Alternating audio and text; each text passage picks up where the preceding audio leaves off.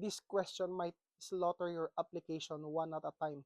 Ito ang pinaka-killer question or isa sa pinaka-killer question during the panel interview. At sana ready ka kapag ito ang nabunot or natanong sa'yo.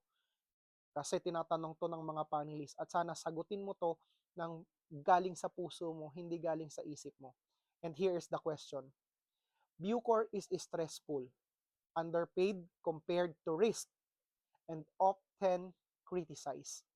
The question is, why still join Bucor? I will repeat the question. Bucor is stressful, underpaid compared to risk, and often criticized. The question is, why still join Bucor? Diba? Kapag yan ang natanong sa'yo, talagang para kang pinagguhuan ng mundo.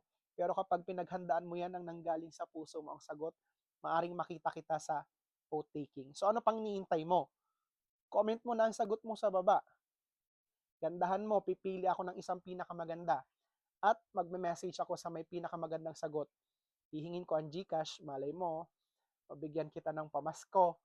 So ano pang iniintay mo? Comment na, huwag kang kupal.